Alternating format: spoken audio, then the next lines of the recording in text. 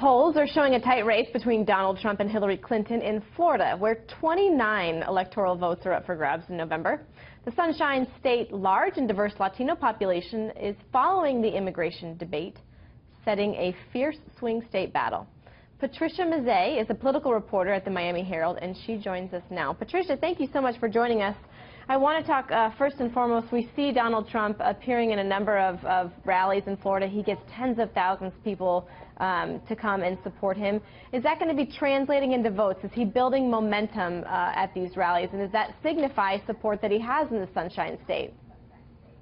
Well, his campaign says they have about 70,000 volunteers across Florida, and that they're registering a lot of these volunteers at the rallies. We have seen more Trump appearances than Clinton appearances in Florida over the past few weeks. What we have not seen are the campaign offices opening on the Trump side. That's what I was going to ask you, the ground game. I really would like to dig a little bit deeper and find out the ground games of these two camps. Yeah, I mean, it's one thing to draw more rallies and have more enthusiasm in terms of your donor base and people hosting, for example, today, the weather notwithstanding, they were hosting a honk and drive here in Miami.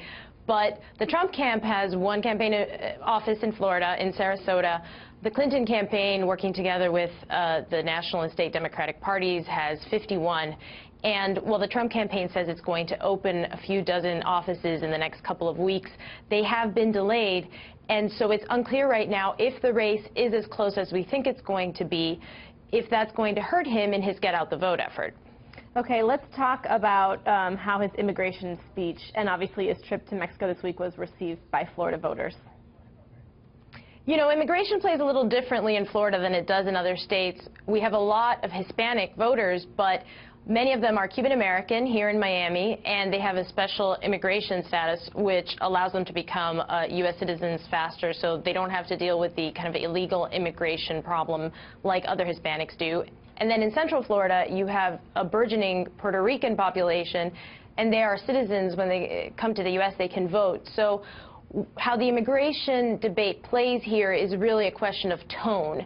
And do Hispanics in Florida feel like the hard-line policies and tone espoused by Mr. Trump kind of show something that they don't like in a candidate, which is speaking about Hispanics in a way that might be hurtful? You talked about Puerto Ricans, a huge influx, as you said, in years past. They make up 27% of eligible voters. That's a huge voter base. What are those voters looking for in a candidate?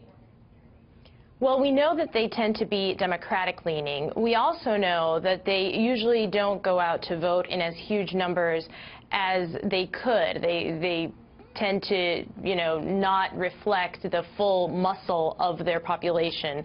The Clinton campaign is trying to do a lot of outreach to them, but so is, for example, the campaign of Republican Senator Marco Rubio, who is running for re-election.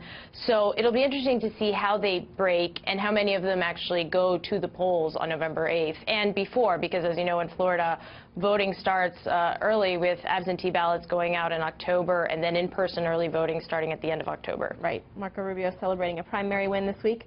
Patricia, thank you so much for joining us. We appreciate it. Thank you.